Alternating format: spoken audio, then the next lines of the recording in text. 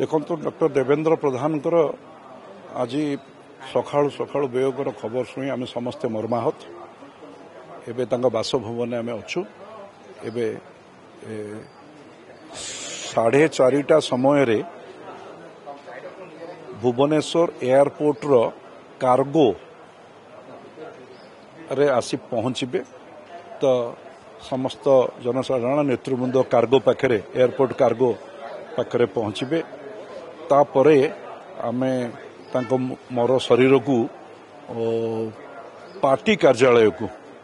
राम मंदिर छक पार्टी कार्यालय को आमे आणिबु सेठी तांको पार्टीर समस्त कार्यकर्ता शेष दर्शन करेंगे तापरे परे पार्टी ऑफिस टू निजर बासभवन प्राची एनकेव चंद्रशेखरपुर को एठी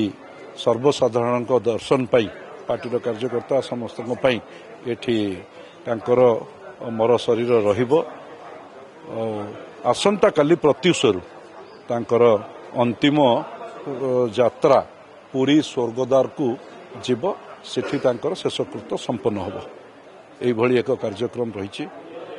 डॉक्टर देवेंद्र प्रधान से प्रकृत में भारतीय जनता पार्टी मूलदुआ को 80 दशक जो प्रतिष्ठा करते आज तार स्वरूप आसी से एक सफल जीवन मध्य से जीचंती तांकर से डाक्तरी पेशा को छाड़ी जड़े सफल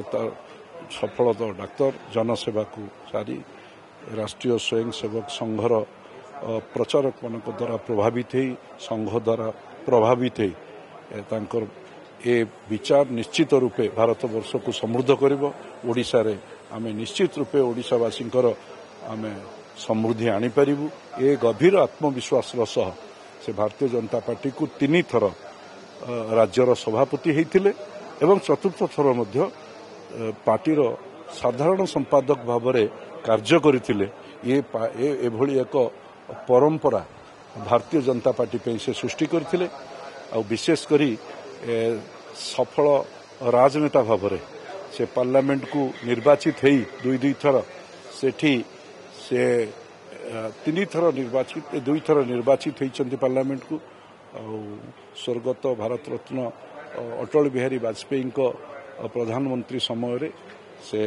प्रथम